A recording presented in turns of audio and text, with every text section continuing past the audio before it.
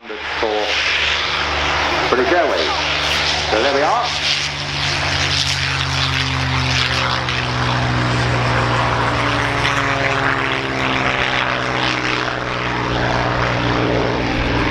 Always with the canopy open. Certainly for takeoff, I think it's in the pilot's notes, isn't it? There's a half latch door position on the Spitfire door. Like a cloud on the left.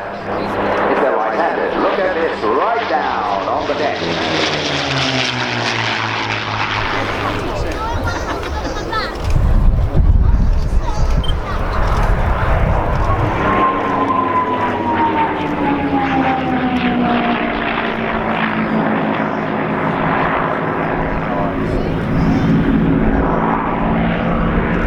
The tight formation pedigree, Steve Jones, of course, with Paul Bottom, and the Matadors with the originally with the Sukhois and now with S-backs.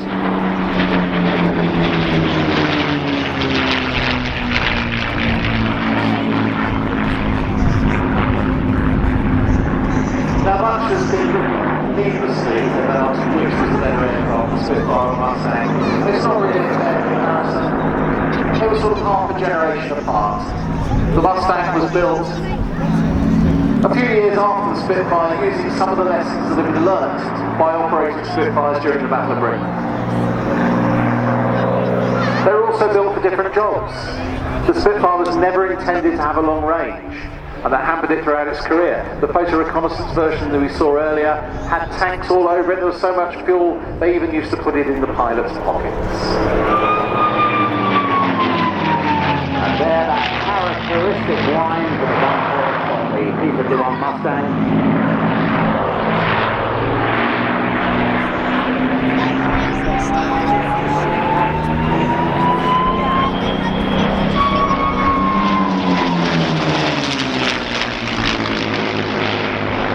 Positive whistling today.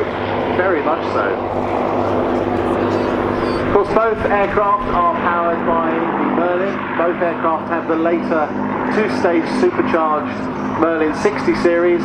Packard American-built Merlin in the Mustang and the Rolls-Royce version in the Spitfire.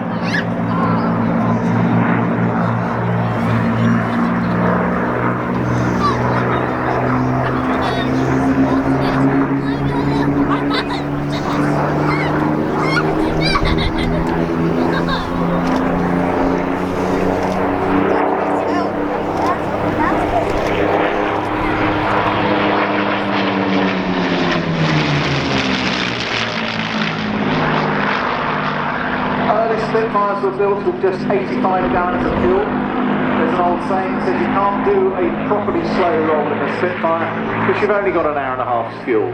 They were designed to get up early to attack bomber formations coming to attack England. The idea was get them up, attack the formation, go in and land. The Mustang, on the other hand, was designed from the outset with a lot of internal fuel as an escort fighter.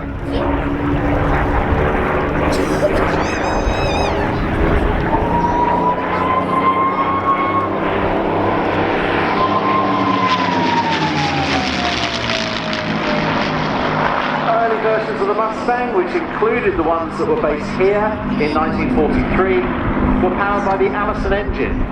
This was a fine engine, but it was not supercharged to the extent the Spitfire was, so it tended to run out of puff as the air got thinner as it got higher.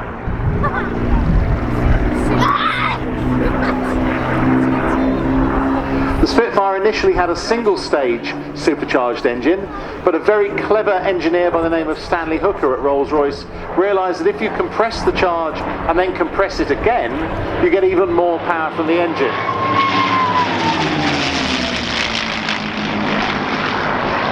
This meant the nose on the Mark 9 Spitfire, the first one to have the new engine, was 9 inches longer than the earlier ones, but it gave it 40 miles an hour more top speed and 10,000 horsepower.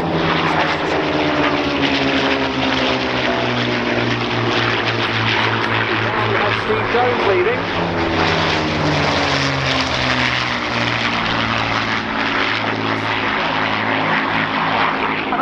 Ed has also asked me today to make sure that you all know about Ferocious Frankie's website and Facebook page. So please look up Ferocious Frankie and hit it with a few likes, because that will make his day complete. Not only did we spot they changed formation, but we also mentioned the web pages.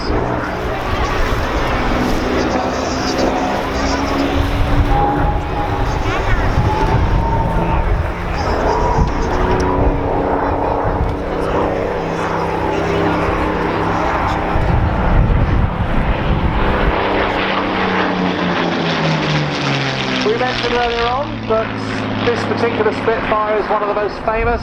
It's been in a number of films.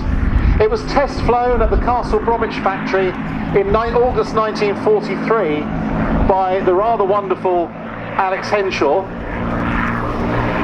And I strongly recommend anyone to read his book Cypher Merlin. It then went to 222 Squadron, where it was flown by Henry Lardner Burke, and it scored 7.5 kills. The first of which was a Focke-Wulf 190 over St Omer on the 27th of August 1943. In all, it did 79 operational sorties, and in 1947 it joined the Royal Netherlands Air Force. Joined 322 Squadron, which is active in Java. Sold to Belgium in 1953, where it was used as a target tug and also in the film The Longest Day, and bought by Tim Davis in England in 1956 and flown in a very fetching blue, white and silver scheme. On the other hand, Ferocious Frankie was built at Inglewood in California and accepted by the United States Army Air Force on the 27th of February 1945. It came to the UK in March and stayed for just 11 months, and with the war over, returned to Newark in 1946.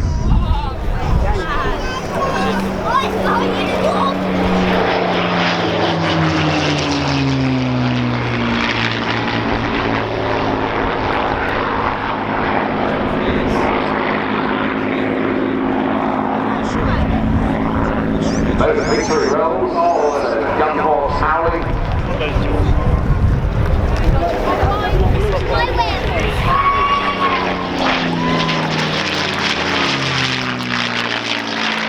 Marvellous. It's always worth mentioning that they sound different, even with pretty well the same.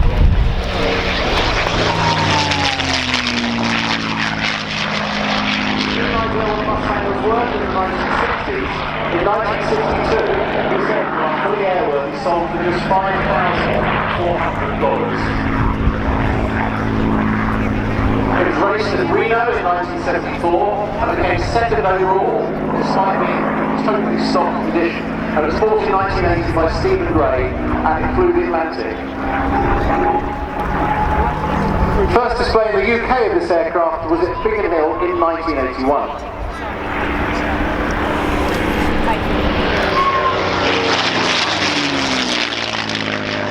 The old Flying Machine Company acquired the aircraft in 1999, and it's been repainted as Ferocious Frankie, which was in honour of Wallace E. Hopkins, the pilot.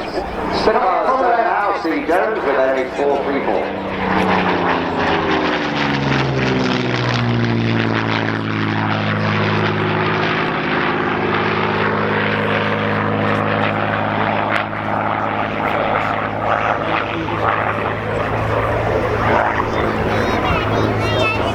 The story of the Spitfire has been very, very well documented, but one point on this one you'll notice, protruding from the front of the wings are two 20mm cannon barrels. This aircraft was armed with two 20mm cannon and up to 4 303 machine guns.